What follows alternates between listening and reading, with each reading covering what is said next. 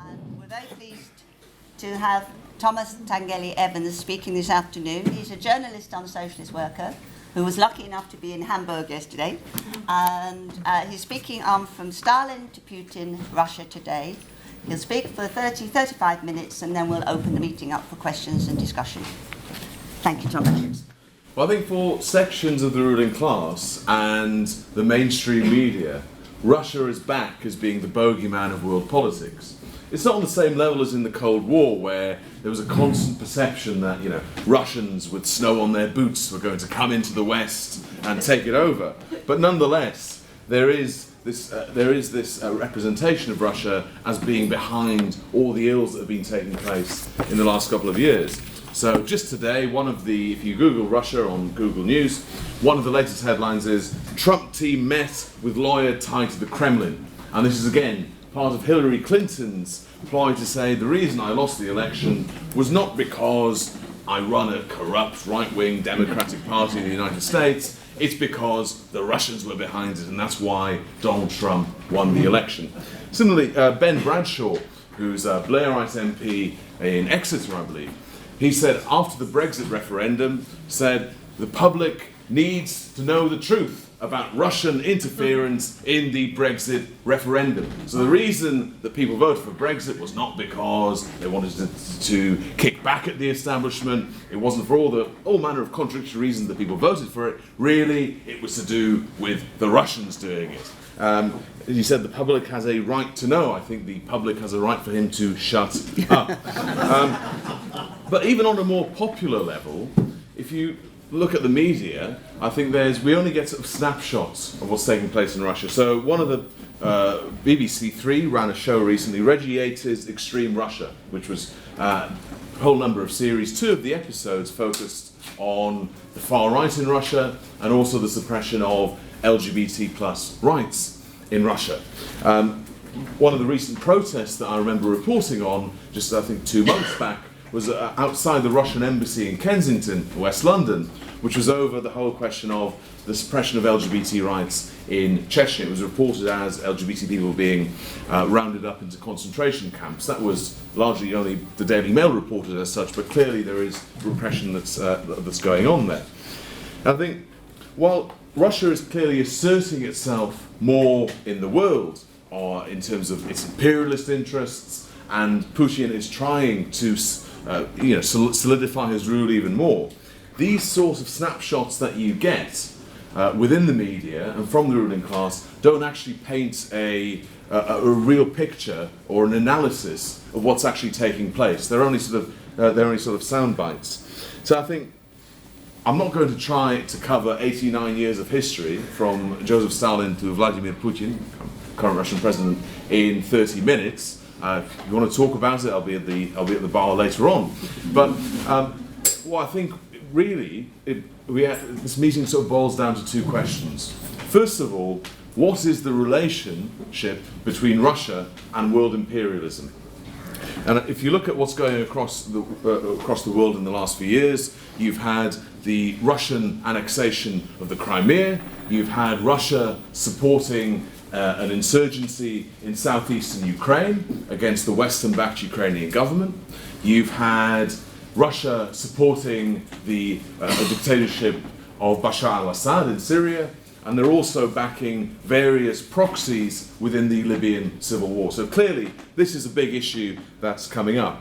And amongst the more, say, liberal sections of the ruling class, there is also an attempt to sort of paint Russia as the new aggressor. Prince Charles, for example, said that Vladimir Putin was the new Hitler. Now, if you know anything about the royal family, I thought this was him painting Vladimir Putin in a positive light, considering the royal family's history of supporting Nazism. Nonetheless, when Russia annexed Ukraine, John Kerry, the US Secretary of State, said this: "You don't just, in the 21st century, behave in a 19th century fashion by invading another country on a completely trumped-up pretext." This is from the US Secretary of State that had a completely trumped-up pretext of invading Iraq. So clearly, the hypocrisy coming from the ruling class is very much evident. But it's not just on the top level. I think there are a whole number of debates taking place amongst the left and within the anti-war movement about Russia and imperialism that we have to try and arm ourselves with and try and deal with. Is Russia, some people look at what's going on in Syria and say clearly Russia is bombing, it's the biggest bully on the block, it's dropping the most bombs, all the rest of it, therefore surely the West, something must be done, that sort of crowd of people.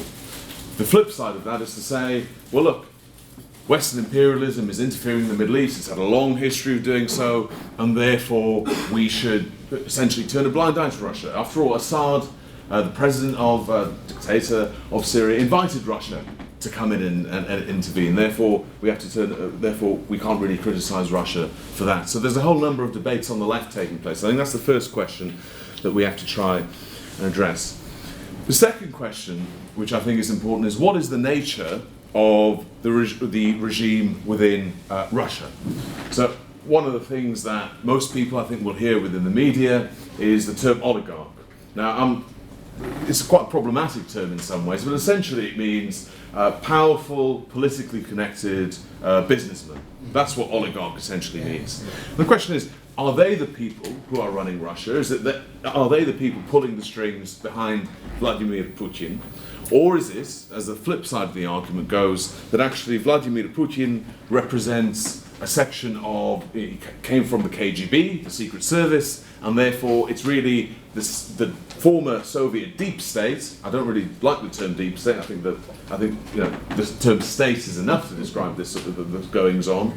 But it's really this sort of the KGB, the Secret Service, the spooks who are running what's taking place within Russia. So we need to sort of address what's the relationship between state and capital, between the government and big business within Russia. Okay. I think in order to do this, we need to actually take a step back and sort of see what kind of framework we can use to try and understand some of these questions. Because you can, like when I started the meeting, talking about all the snapshots you hear in the media, if you just start with those, you're not actually going to be able to build up a general sort of framework and a general picture of what's going on. And I think what we have to do first of all is understand the nature of the so-called Union of Soviet Socialist Republics, the Soviet Union, and what kind of regime that was. And what I want to put forward is an argument to say that what the SWP has always held is that it was a state capitalist regime. It wasn't socialist, it wasn't communist, it wasn't some form of deformed socialism, it was state capitalism. And I think this term is important in a general sense because people are debating socialism today, so it matters for activists what we define that as, but also, particularly in the context of Russia and Eastern Europe, it's also important. Largely in academia, if you sort of follow those kind of debates, the term that most people use to describe Russia and former Eastern Bloc Yugoslavia is post-socialism, and that, including left-wing academics who also know better. And I think that really shows a confusion about what Russia was. To say, we don't really know what's going on now, therefore, but we sort of think that was socialism, so now it's post-socialism. It doesn't really explain anything that's taking place. And also, in the context of political movements within Eastern Europe, I think it's important because it determines what kind of arguments one puts forward. So, because of the theory of state capitalism, the Socialist Workers' Party said during the Cold War, neither Washington nor Moscow, but international socialism.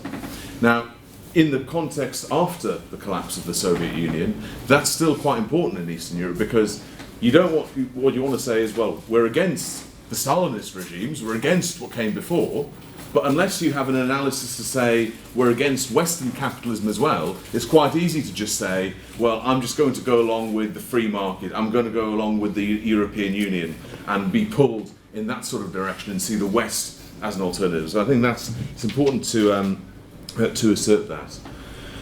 In terms of just a brief look at sort of Stalin leading up to the collapse of the Soviet Union, because I think this actually, we have to understand what took place then in order to really understand what's taking place today within Russia. So the two dominant views, I think, during the Cold War of the Soviet Union was either one of happy socialist states marching forward towards a glorious future of full communism. The other flip side of that argument was to say, really, Soviet Union, Russia, we should call it, represents a 1984 George Orwell-style society, tomb-like societies without any possibility of resistance.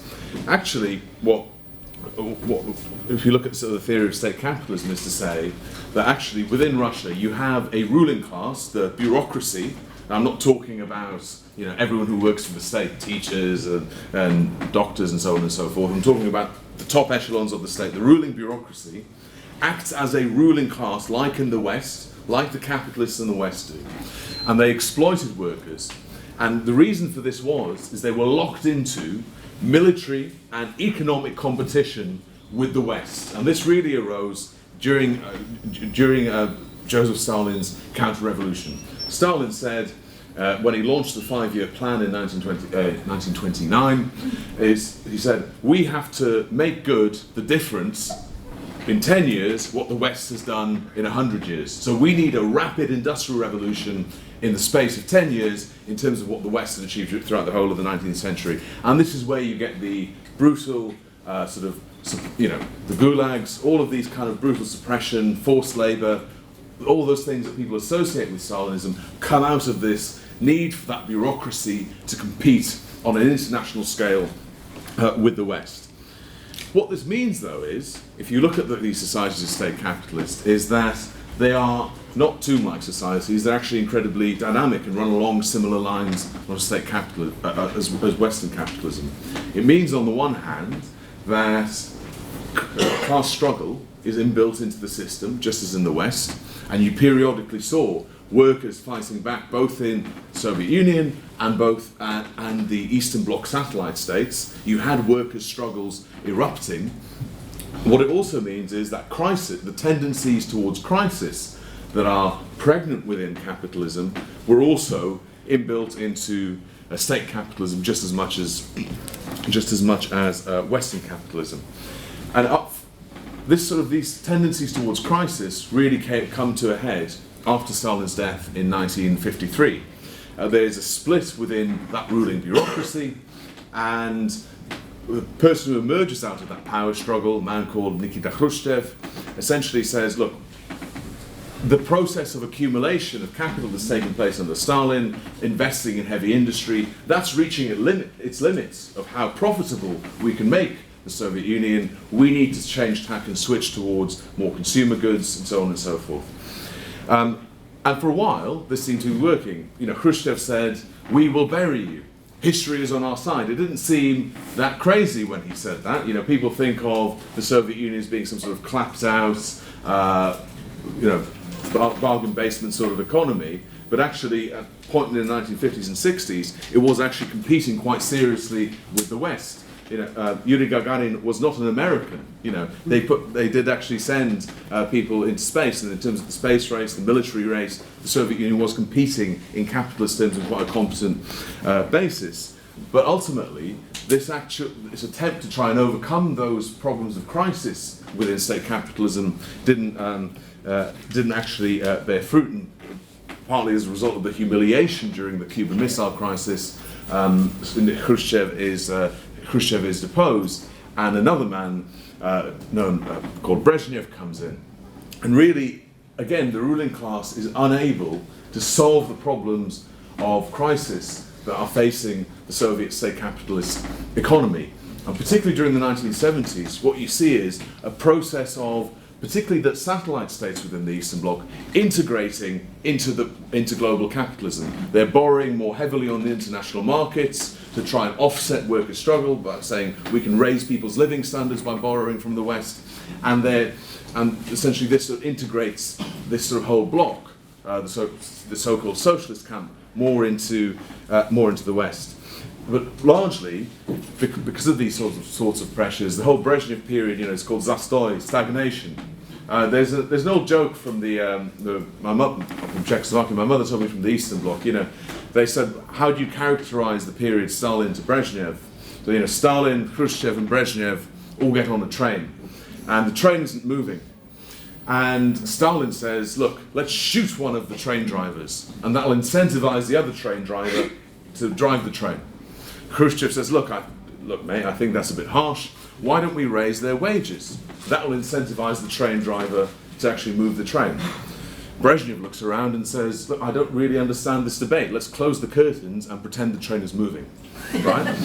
That's really what that whole period in the 70s was. That facing the ruling class in the Soviet Union, we're facing a massive crisis. We can't really deal with it, so it's carried on going, engaging in the new arms race, and so on and so forth. This is really where another character, which I think is important in understanding what's happening in terms of Russia today, is a man called Mikhail Gorbachev. Now, Gorbachev is presented both on the left and the right in the West as being this, liberal reformer, a saviour and champion of democracy. But first of all, the only reason the man got his job was because Andropov, who was part of the KGB, had been a key person in crushing the Hungarian workers' revolution of 1956. He's the person who really argued for sending in the tanks into Hungary. He supported Gorbachev to get his job.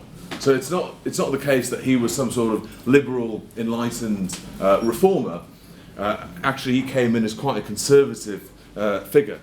But partly in response to this grave crisis that the ruling class within the Soviet Union was facing because of the pressures of international competition, so on and so forth, he's then pushed in 1986, into reforms known as perestroika, restructuring, and glasnost, openness. And essentially, what he's trying to do is to try and restructure the Soviet economy, make it more efficient to compete on a global level with the likes of the United States, which is lagging behind severely by now. And in order to do that, he tries to break some of the bureaucracies, the conservative section, the hold of some sections of the conservative bureaucracy. That said, he's also incredibly interested in maintaining the rule of that bureaucracy. So he, at the 1987, he opposes the future president of Russia, Boris Yeltsin, who was the chief of the Moscow party at the time, in saying, you want to go too far, we have to pull back with some of these reforms, because the bureaucracy, the ruling class, still has to keep its interests intact. And so I think but the whole process that he unleashed is then, which is what leads to this tremendous opening up, and also it opens up the possibilities of struggle from below. So when you think about the collapse of the Soviet Union, it wasn't just the different ruling classes declaring independence that broke it up. In Ukraine, for example, there was a mass miners' strike across both the Russian-speaking areas and the Ukrainian-speaking areas, which actually laid the basis for popular support for independence from Russia. So there was actual workers' struggle began rising during this period. So I think it's important to I think why all of this is important is to paint a dynamic picture of the Soviet Union. It wasn't this sort of tomb-like society, and also with splits in this ruling class. Because after the collapse of the Soviet Union, after the fall of quote-unquote communism, these competing interests still play quite an important role in terms of what's going on today. So we have to understand where they came from. And just a brief note on 1989 and 1991, where you saw the collapse of socialism, what was known as socialism, rather. Is I think it's incredibly important in understanding how you define that in terms of how you understand what's taking place within Russia. Say when the Berlin Wall fell, the other paper on the left, the Morning Star, its headline was German Democratic Republic announces reform package. The Berlin Wall has just fallen. We're saying the Stalinists are putting in reforms. I mean, just complete denial. We in the SWP, on the other hand, were cheering those sort of revolutions, we're cheering the downfall of that system as being really a great con, the idea that it was socialist. And what it was, that represented a sidestep from state capitalism to transition to a Western free market form of capitalism. So the social relations... well, you can talk about this in the discussion if you wish. It was a sidestep from state capitalism to free market capitalism, and that ruling class at the top often maintained a lot of those positions of power. So state managers became private managers. The people who ran the enterprises actually just privatized them to themselves. And this is where a lot of the rise of what are known as oligarchs actually comes from. These were people who were very much part of the state machine. And secondly, also when it comes to the question of Vladimir Putin, does he represent a deep state, quote unquote? Well, clearly within the Russian context, the fact that you had this massive security apparatus as part of one-party rule does mean that it does play an unimportant role within society, including an economic role. They had enterprises, they were important in that sense. But I think it's a lot of people overemphasize the role of saying, Vladimir Putin is really just, it's part of his KGB training, he controls everything. It really comes from a position of we don't know what the hell is going on in Russia, so it must be some kind of spooky deep state security service thing running everything. Actually, it's quite a classic thing of there's a ruling class which is exploiting the working class, and the actions of that state are run on that sort of basis. Just moving. So what does that mean in terms of what's happening for Russia today? So after the collapse of the Soviet Union, you saw a massive crisis envelop Russia. You had GDP collapsed. Production in after 1991 was 57% of what it was in 1991. A massive sort of reduction in the productive capacity of that economy. Hyperinflation wiped out savings for pensioners. Literally mass immiseration taking place for large sections of the working class, and the people profiting from that were these new oligarchs, but also sections of the old Communist Party, the old ruling class that had actually been running the Soviet Union. Also, as part of this collapse, you see the military-industrial complex, the so-called Red Army with all the nostalgia that's attached to that, this force that was going to liberate humanity in the eyes of the Stalinists. This also, reached deep into that military-industrial complex. The army is reduced to a shell of its former self, and its capacity to actually assert imperialist influence is deeply limited.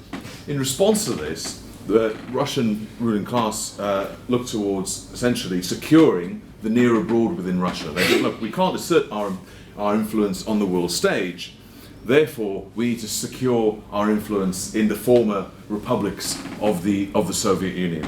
And largely this was done through fomenting nationalist conflicts, so Georgia, Uzbekistan and Azerbaijan.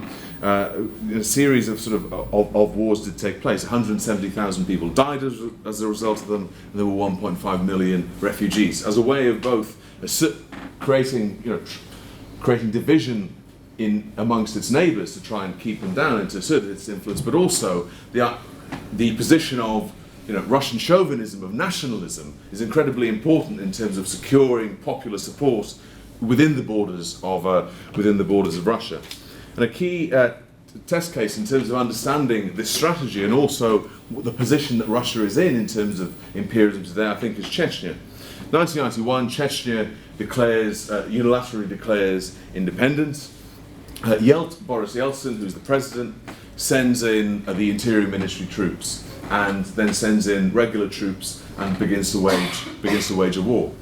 The man who just won the election sees massive protests against him. There were placards saying, Yeltsin, killer of Chechens and miners. People making the links between the immiseration caused by privatization of the mining industry and also what was going on with the war abroad.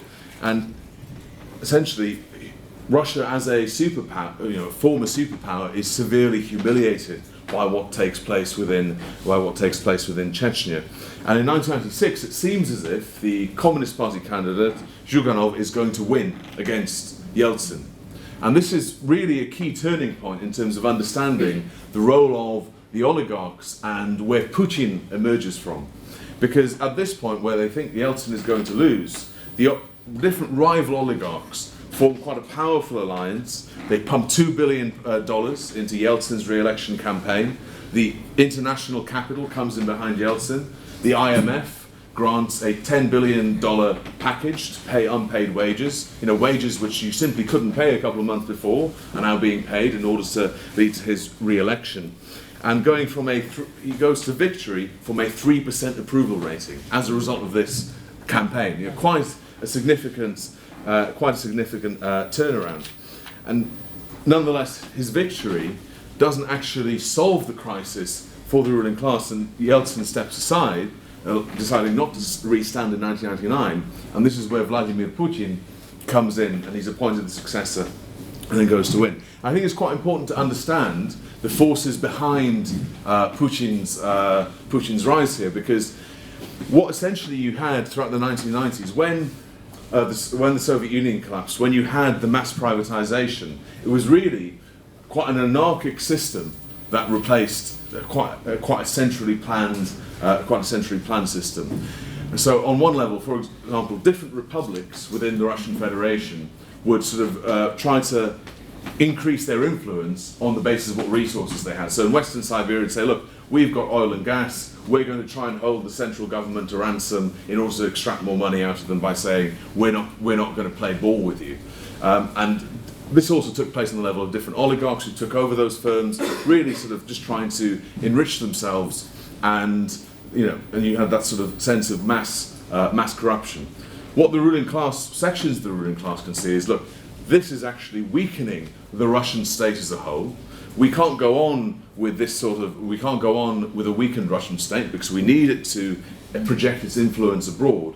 So the oligarchs come in behind Putin as someone, he wins support amongst the sections of the ruling class because he's seen as someone who can try and assert some sort of control over this anarchic sort of system that was collapsing following the fall of the Soviet Union. And particularly then, you see the oil and gas in national ownership now, so this kind of strategic things are taken back in as a way of trying to assert control. And I think this is thanks. This is quite important in terms of in terms of what's going on today as well, because there's all sorts of tensions pregnant within that. Because you can see at the moment the Russian ruling class, which I'll talk about a little bit more about in a minute, is facing serious splits within the Russian ruling class, partly because there's a tension. They want Putin to be able to assert control in order to make Russia, strong in terms of the world, in terms of its relationship to world imperialism. But at the same time, as a result of trying to assert control, he's literally bumped off some oligarchs. He's crushing some of those kind of free market, what they see as free market rights, which they want to assert, and it's that's causing problems for some sections of business. So there's a tension taking place. But on the whole, the Russian oligarchs, the Russian capitalist class, do support him because they see him as a figure that can actually is good for their overall is good for their rule. I mean, what Putin has really done is he has made corruption more efficient. That's what he's that's sort of what he's done with it in terms of the Russian state. And his rise and both his rule, I think, are based on those two factors. One is Chechnya, in the way he was able to actually, after Yeltsin's humiliation, he went in and with massive military assault and essentially won that war. People talk about Chechnya being Russia's Vietnam. Well, the difference is that in Vietnam the US lost, in Chechnya Russia won. The second factor, which I think shows some of the tensions facing Putin, is that in 2000, when he comes in, you have a massive rocketing of the oil price. And that's essentially what allows him to rebuild large sections of the military-industrial complex, and in order to assert Russian imperialist influence. And what's the position of Russia? Because in terms of this, I think there's a perception amongst mainstream discourse is say, Russia is going in and wants to essentially invade the whole of the Middle East. Now, I think we have to be clear that, look, we are against Russian imperialism within the Middle East. For us, imperialism is a system of a global system of competing imperialist capitalist states and capitals, and we're against that whole system. We don't think that one imperialism is better than the other. What Russia actually is, its strategy is quite targeted. It's not just sort of going into the Middle East. So, for example, it's intervening in Syria at the moment, partly because in Tartus on the coast they have a military base which gives them access to the Mediterranean. So that you can see it's quite strategic in terms of where it's trying to project its influence. Similarly, also in Libya, Russia is backing various militias within the civil war that's come out of the fall of Gaddafi and the Russian and the British-American intervention. Again, this is not some sort of general sort of trying to assert itself everywhere. This is again quite targeted, because I think what you have to understand is US is still the biggest threat to peace within the world. But what has been taking place is, on the one hand, intense economic competition against the United States, so from the likes of China and so on and so forth. But also, what's been taking place is some states, like Russia, are able to assert themselves in their near abroad much more without the US being able to dictate to them exactly what they do. And this again is a sort of what's happening in Syria and Libya is almost an extension of trying to, in quite a targeted way, of trying to project Russian influence. Another place, not just in military means, if you remember the banking collapse in Cyprus, well, Cyprus is essentially a massive money laundering operation for Russian finance. That's what part of that was about. So it's quite targeted in terms of where it projects its influence, and this flows from being able to assert itself more as a result of strengthening the state under Putin, and as well as the oil price. I'll wind up now, don't worry. Just the last two things I want to say is, in terms of what's taking place sort of right now. I think I want to look at just two of the contradictions that flow out of Putin's sort of rule and where it came from, and partly because that's sort of talked about the way that the ruling class backs Putin, but also there are tensions within that ruling class in terms of why they back him. And there's a series of protests that took place at the beginning of June around a man called Alexei Navalny. Now, what kind of position, what kind of attitude should socialists take to these protests? Now, I think it's very clear that the people going on those protests are pissed off about a whole number of reasons with Putin's rule. You see a massive skyrocketing of inequality within Russia. Even sections of the middle class who had some chance of progression under the old system have now been locked out of that chance of progression. So there's all these different reasons that are taking place. And also, what Navalny has tapped into is a sense of anger around corruption. Because, this is something that is endemic and something everyone knows goes on. And he's said, look, I'm an anti-corruption campaigner. And he's been very vocal around those sort of issues. And people have been mobilized as a result of that. I think we have to say that anti-corruption in an Eastern European context can be very double-edged. And that's why we have to be careful. Because if you say, look, the reason there is corruption is because the old system hasn't changed enough, and therefore we need more free market reforms, we need more capitalism, not less capitalism, then therefore you just end up looking towards the United States and the West and simply getting pulled further in that sort of direction.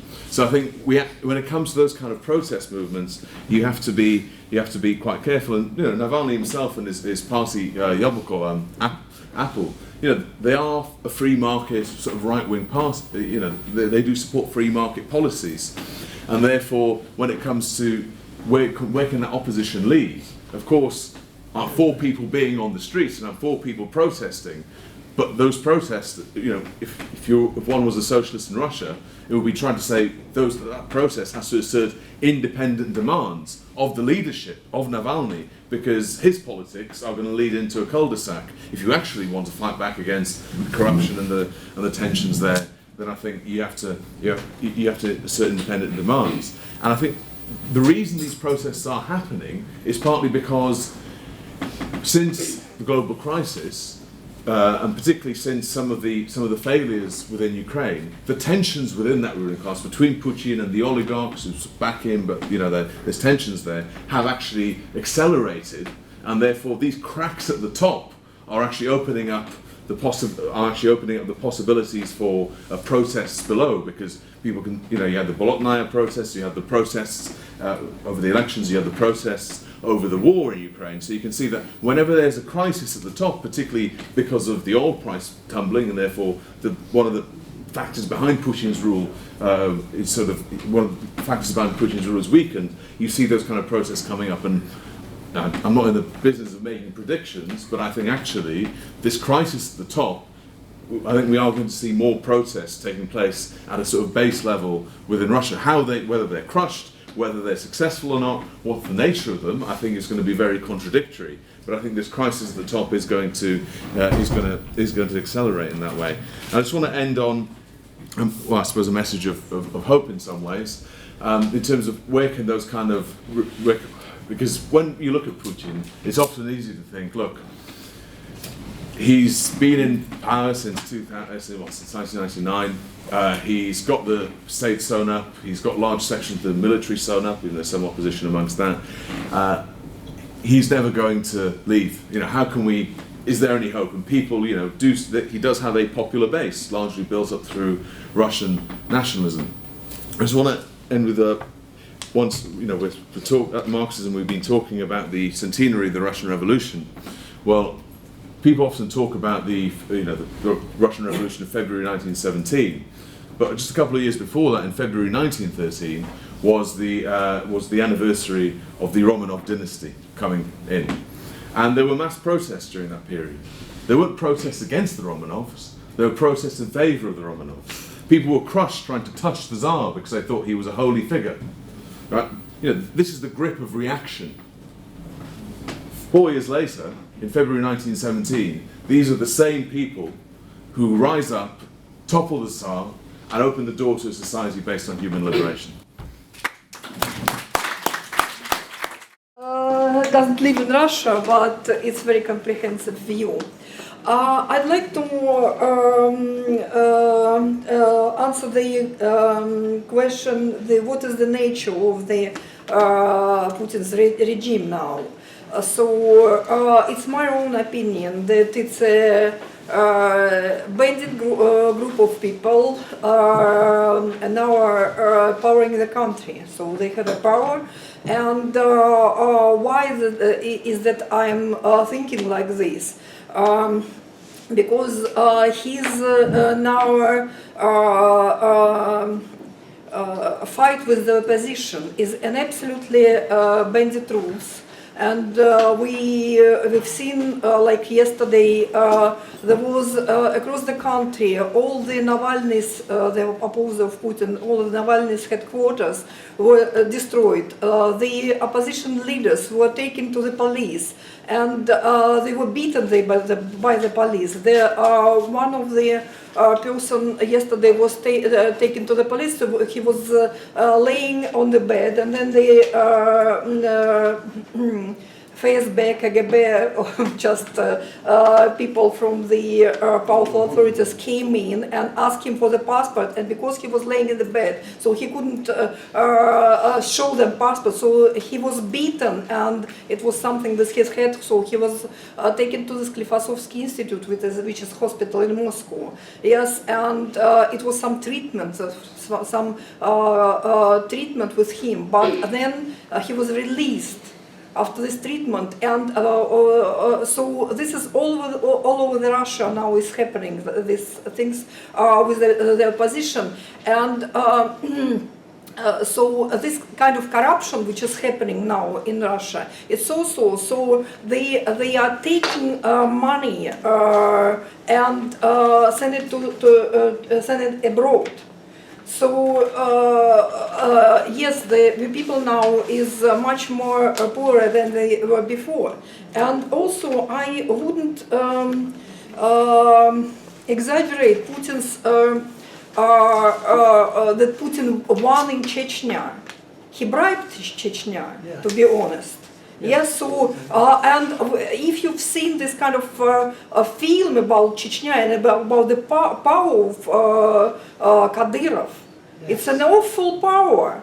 And so, and the last thing I would like to say, so it's a non-well-educated person who is just ruling the country. He doesn't use Android or computer, so he just listens to people who is coming to him. So it's some group of people is forbidden to go to him, and then another group of people is just allowed to go. And then it's, you know, now the queue to go to him, it's it's just 1 month, you know, so 1 month to stay in the queue to say to him something. And he is, for 18 years, he is ruling the country, so his mind is absolutely different now, because it's just, he doesn't know what is happening around. Thank you. Your turn now. Yes. If you could come to the front and face people, they'll be able to hear. I think the whole tone of what's going on today is frightfully anti-Russian, and is frightfully ignoring of Western its subversion in Russia. Now, I gave a talk called Putin in Perspective at the Conway Hall Ethical Society on Sunday. Short talk, went down very well, and had some good questions afterwards. I covered quite a lot of ground, said a lot of the same things that Tomas had said. But what he didn't say is, first of all, everybody quite liked Gorbachev, except probably the Russian working class.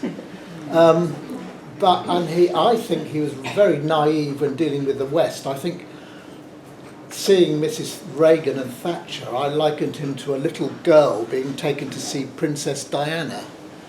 He was just gushing over the West. So I've read his book, Perestroika, which actually makes a superb blueprint for democratic socialism.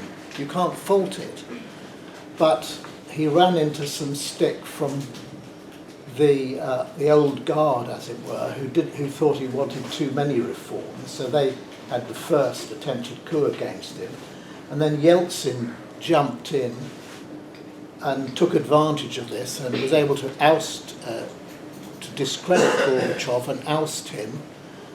But then he immediately, it must have been influenced by the West. I take what Seamus Milne says in his book about this, that you haven't emphasised the total disaster of Yeltsin's so-called reforms. In fact, he induced a period of total kleptocracy where there was no constructive investment, money was just being taken out of the economy, and Yeltsin was staying in power by bullying, by force. In 1993, he actually attacked the Parliament building. He was totally anti-democratic. But also, as you said before, what you didn't say was the extent to which Yeltsin was kept in power by US influence. You did not say that not only he had the oligarchs trying to get him into power by bribery and corruption and frigging the election, but he also had Clinton's campaign team on his side. And at the time of his re-election in 1996, he only had 13% of the vote. But by the time he decided to resign in 1999, he was only getting about 2% of the vote. But of course, he decided, that's when they decided to hand over to Putin. But the way the economy started to improve, I had a little graph of this, it was fantastic. And also, you haven't said anything about Russia's achievements in space. Its superb mission to the planet Venus between 1961 and 1985. Superb achievement.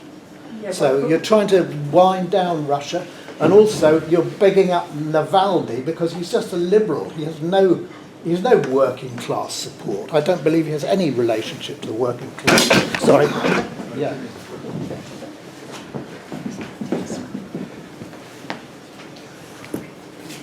I'm just going to be very, very brief. I've just got a couple of questions. The first question is, I keep seeing, in light of Trump's proposed protectionism in the mainstream media, narratives around the idea of a new Cold War. I'd like to hear your thoughts on that, or whether that's, you know, just the nature of media. And secondly, to what extent is there an operating, organised working class, and what is the level of struggle amongst that class at the moment? Thank you. Yeah, thanks Tomas for what I thought was a really good analysis of Russia. 89 years of history condensed into half an hour is a very tough job. I'd just like to add a little bit more from my own experience as I lived and worked and studied in Russia and frequently returned there over the last 10 or so years. And you know, what's happening is, in terms of Putin's regime, it is a very finely balanced game. And of course, it's not just, you know, the oligarchs on the one hand, it's not just the FSB on the other hand, it's also, you know, elements of the bureaucracy which Putin is trying to consistently balance against each other as he plays his kind of internal Kremlin politics. And part of this is involved, you know, when we're thinking about the position of the working class in Russia, part of this is involved the cultivation of, you know, of more nationalist and more right-wing movements. In some senses, you know, I heard rumours, not proved, but I heard rumours that Putin was funding parties like Liberal Democratic Party of Russia, run by Zhirinovsky. And if anybody knows anything about that, it's far from liberal, it's far from democratic. They're very right-wing extremists, you know, fascist kind of movement. Funding this in order to demonstrate that there is a, you know, that Putin represents a kind of more moderate line of nationalism in Russia today. And of course that places the working class in Russia in a real death grip, you know, because on the one hand what you have is you have this very powerful autocratic state, but the cultivation of a you know, kind of mass nationalist movement to work against that, combined with the Russian media, who completely distort everything obliterate everything out of any kind of functioning analysis. I remember watching Channel 1 on the night which Boris Nemtsov, a leading liberal opponent of Putin, was murdered yards from the Kremlin. And of all of the stories, it was it was like Fox News on steroids. It was like da da da da da da. Right? Was it the Chechens? Was it, you know, Navalny's girlfriend's ex-lover? Was it, you know, so and so and so forth? And of course there was no point of recrimination towards, you know, could it be the fact that Nemtsov was about to publish a report on human rights abuses that happened in eastern Ukraine the following week. So it's very, very difficult for the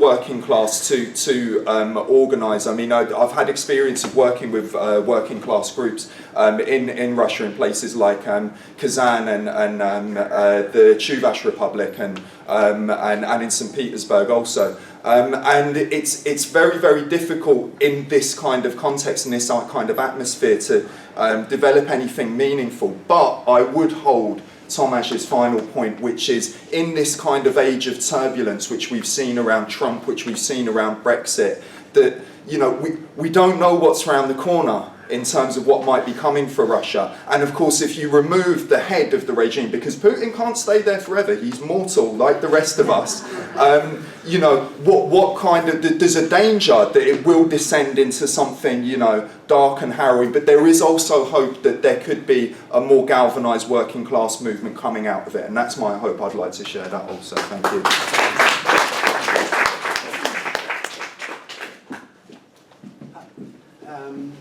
Yeah, I wanted to, first of all, maybe put out the idea that our main task in Britain or in France, where I come from, is to fight the idea that you know, Russia is still the evil empire, that it controls everything, like you said, and also to fight the other monolithic mirror image, which happens sometimes on the left, that Russia is still somehow a force against imperialism, and that we can, you know, not side with, but at least be, quite neutral about what's happening in Syria and in other places.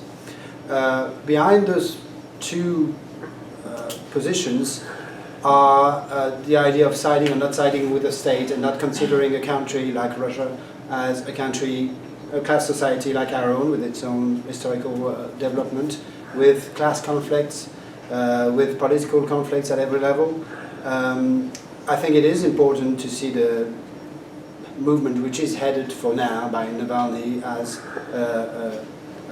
an expression of anger against the system, an expression, however deflected, of class anger. Clearly that's what I hear from what the reports that I've read. And I also maybe want to hear a little bit more about the fact that Navalny is heading this movement is also not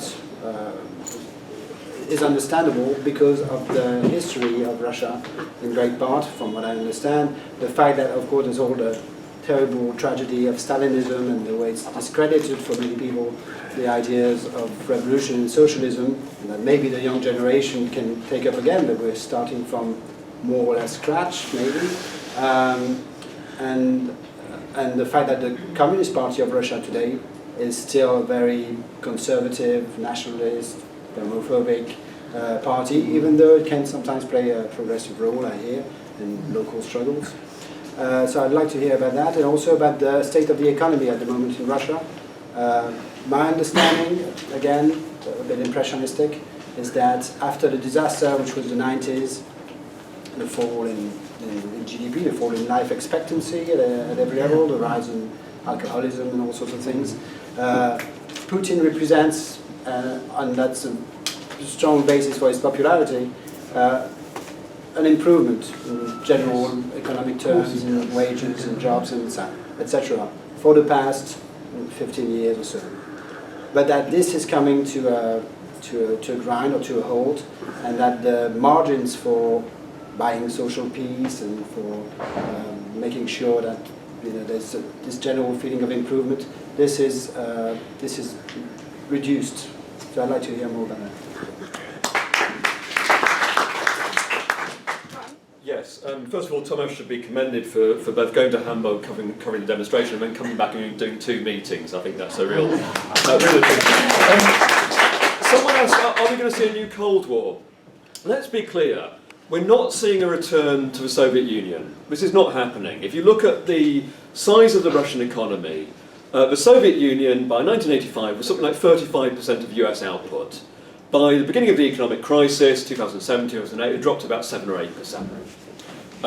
If you look at military spending, at the height of the Cold War, 1985, Soviet military spending almost matched American military spending. Today it's 4 or 5%.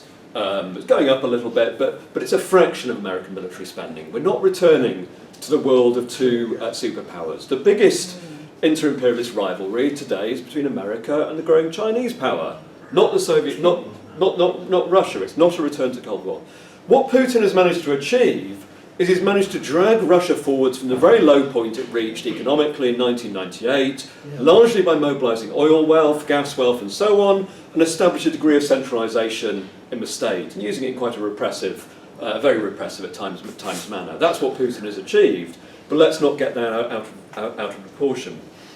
Secondly, I agree very much with the previous speaker. You see, when we talk about the great achievements of the Soviet Union, we're talking about state capitalist achievements at the expense of workers. Every step forwards taken by the Soviet Union after 1928 came from the sweat and toil of workers who were squeezed harder and harder in order to build up the industrial base of the Soviet Union in order to compete with the West. That is not a model of socialism. And if we say to people that's a model of socialism, they won't listen to us. Young people, it simply has no resonance. It's true in Russia, but it's true in Britain, it's true the world over. We cannot associate that with socialism. Third and final point, about the inter-imperialist rivalry. We only get so far by the old Socialist Workers' Party slogan, neither Washington nor Moscow. That was a very useful slogan during the Cold War.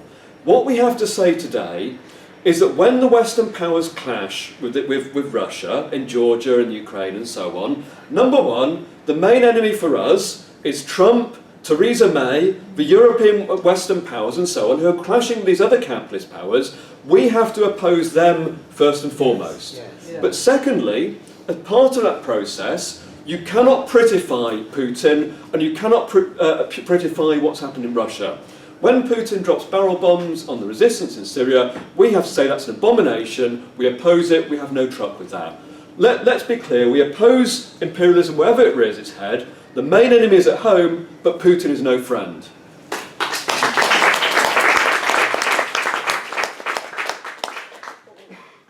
Two very short contributions and then I'll have to come back to Thomas. Okay. Yeah, I wanted to talk a little bit about the politics of confusion.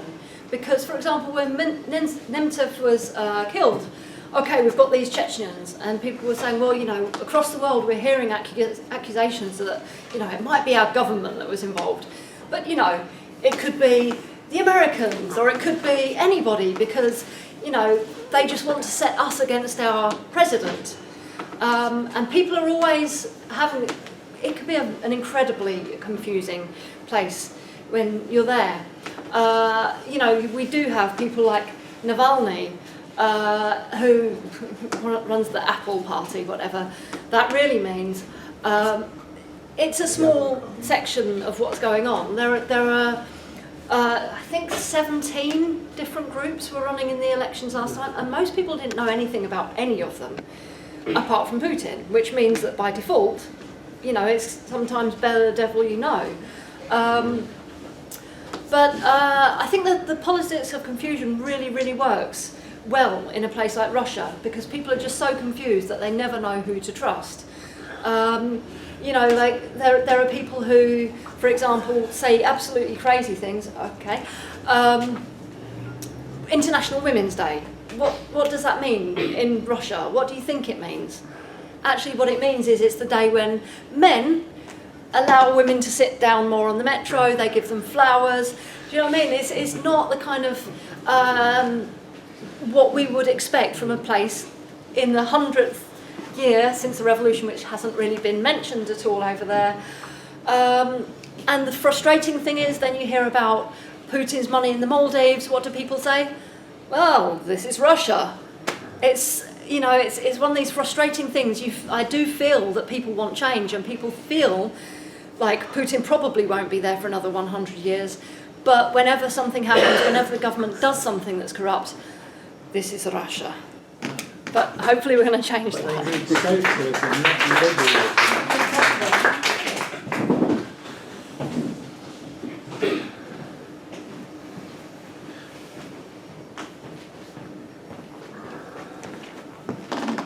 Yeah, Justin, I'm involved with CPGB. I just want to challenge the state capitalist dogma. I think the last speaker was talking about political confusion. I think maybe in the SWP, this dogma has been around for decades now.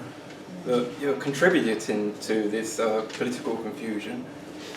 For example, you talked about a centrally planned system, and then it became an anarchist system, and then it had to be replaced by Putin was replacing it. What do you mean by centrally planned system? Is that this state capitalist system that's centrally planned? I mean, to me, it sounds like it's like not capitalist, but what that Stalin said he want centrally planned reforms that Marxists would favour. Of course, I'm not relaxed. I'm not saying Stalinist regime was a good thing. So all I'm saying is that I don't think it was state capitalist. I don't. Yeah, okay, 1 minute more. So much time for debate. I also don't think, though. Of course, I'm not saying it was a worker state either. But I think it's hard to argue that this was a state capitalist system. And after all, this is a country that was very behind. You said. It tries to get Russia to compete with the West, yet it was very behind. How can a state capitalism system get so behind? I mean, I find that very confusing too. I mean, no wonder people are getting politically confused. I think I'm more inclined to, because I've read Hillel Ticktin's Disintegration of the USSR, and I think that it's more, you could describe it as a bureaucratic socialist system. Of course, I'm not saying that it exactly was it, We don't have all the exact answers, and we can't just try and shoehorn our arguments into it being state capitalist and use confirmation bias for this. So I think we need to be careful about that and wind it up and think this over and relook at it again and not be stuck into state dogma. Please don't interrupt. Thank you very much. I didn't say it was exact. Right, thank you everyone for your contributions. I have Tomas, please sum up. Yeah, I'm not a Stalinist, but I mean, I don't think there's much traction with going down that kind of line of arguments. I mean, I think what the meeting has brought out is that there's a whole array of information that's coming out that's often very partial about what Russia is doing in Syria, what it's doing in Libya, what the position of LGBT plus people is, the nature of the opposition movements, and this doesn't really paint a full picture of what's taking place. So I think just to answer some of the questions and just and to sort of put forward an argument of what I think how we can start to try and grasp what's taking place within Russia. Look, first of all, I think defining what the Soviet Union was is actually incredibly important to overcome the confusion that people have about Russia. I think the definition of it as a state capitalist regime is not just about imposing some sort of bias on this. You know, we don't say it's state capitalist. We say, oh yes, the state is bad, capitalism is bad, state capitalism is really bad. But this is about actually understanding how capitalism functions. Capitalism is a system which has the accumulation of capital at its heart. Karl Marx called this, you know, it's a system where production is for production's sake. The reason this is because you also have competition at the heart of capitalism. These rival firms compete with one another, forcing each other to accumulate more and more capital. If they didn't do that, they'd be driven out of business. The Soviet Union, you didn't have rival firms within the Soviet Union, but what you did have was you have to see the Soviet Union in relation to the rest of world capitalism, and to see that it was this competition kicked in on a global level with military and economic competition. So it was a capitalist state competing on that global level, and this is where the pressure for it to accumulate more and more capital comes in. Just interestingly, in 1953 you had the Berlin Workers' Uprising. Essentially this was about, they brought in they wanted to cut people's wages by 10%. And the ruling Communist Party in East Germany said, the reason we're doing this is because in order to continue accumulation, its words, we have to increase labour productivity. We need to pump out more from workers in order to continue competing on the world scale. I mean, you can't get more blatant than that, and defining the Soviet Union in that way is important, because otherwise you are left with this confusion of, oh, is it post-socialist, or which is a term used in academia, oh, it was a centrally planned system. Well, you do have a high degree of planning under forms of capitalism as well. One of the first people to use planning within the economy and state intervention was Otto von Bismarck in Prussia. He did use a high level of planning. I mean, is Otto von Bismarck a socialist, according to our friend? I don't think he is. So we have to actually understand that within capitalism there's different forms in which it can take, but this central idea of there being two divisions, one where the ruling class exploits the working class, and it's pushed to do this because of competition within the system, is important, because then we can actually try to see what the ways out of that are. Just in terms of Russia, two things: one on imperialism and one on Navalny. I think when it comes to understanding. Are we going into a new Cold War? I think one can overdo how much sort of Russophobia there is within the Western media. I don't think we're being swept by some sort of, oh my God, it's the Russians. I don't think that's what's happening here. I mean, and certain sections of the left Stalinists and their assorted sort of friends do pump this sort of out. But clearly there is a sense that, oh, isn't there this growing kind of growing rivalry? And what we have to say is that at the end of the Cold War, the US was left as the one military superpower. And George Bush Sr. said, "What we say goes," because he thought this was the case. Actually, I don't often quote war criminals in meetings, but Henry Kissinger, who wrote a book in the 90s, and he said, "Look, it's not actually that simple. because what we will face now, while we're the one military superpower, we will face growing economic competition on a scale that we've never seen before from other powers. And this is what you could, to try and overcome this, the US tries to assert its military might, particularly in Iraq.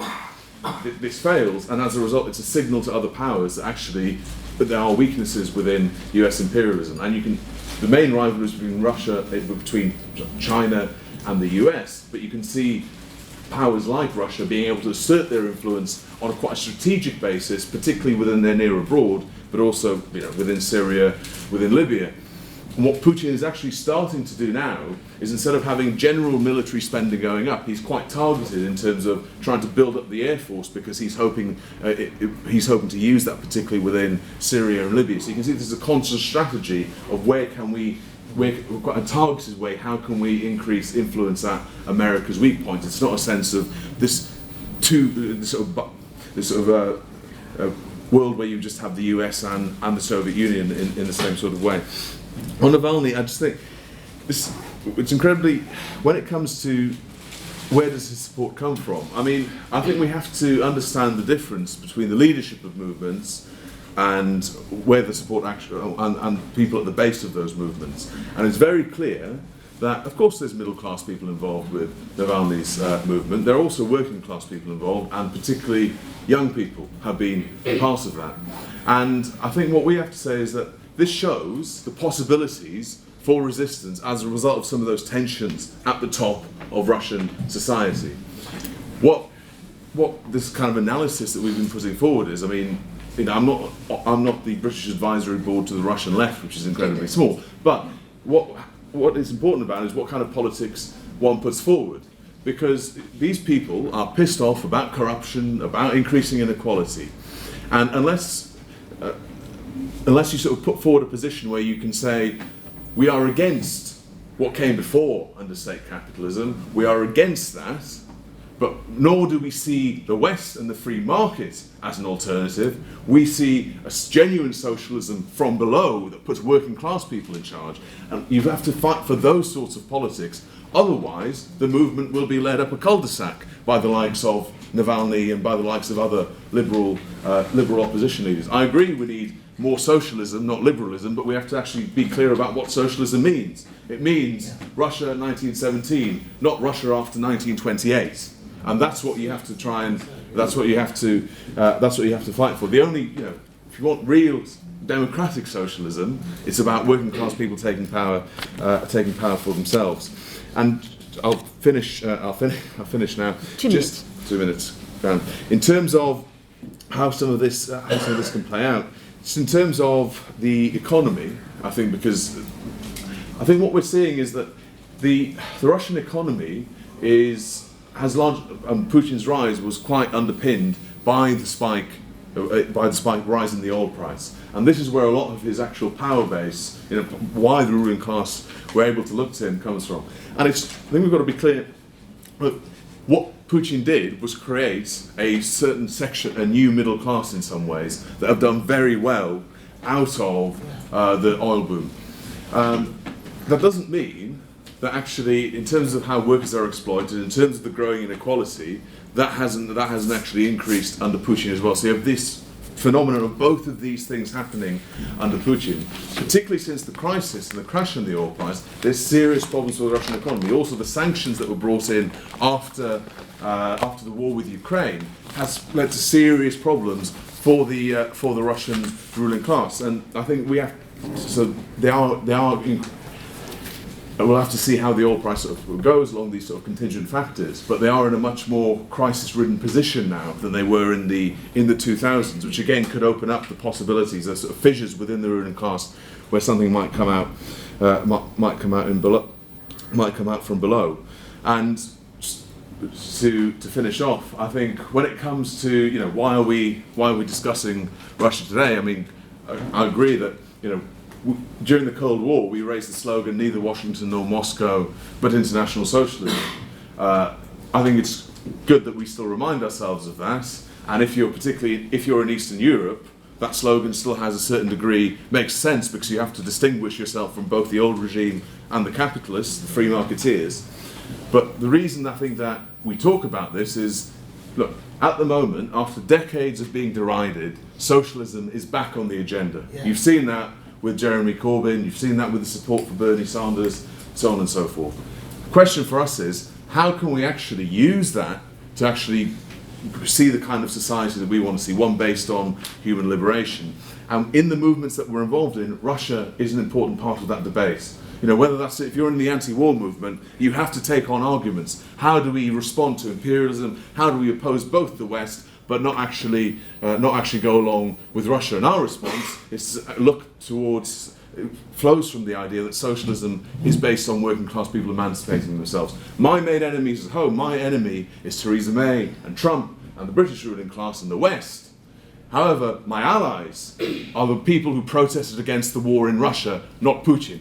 So we have to see that actually this is about saying our politics is one that flows from the idea that people can emancipate themselves, and we have to look towards this kind of base. But the analysis that we put forward is incredibly important in terms of informing that. And this sort of general analysis, I think we have to keep on working on it, we have to keep on researching more what's going on within Russia, but we have to get the framework right as well so we can make sense of it. So out of this confusion, we can get clarity and put forward a socialist politics based on workers' revolution from below.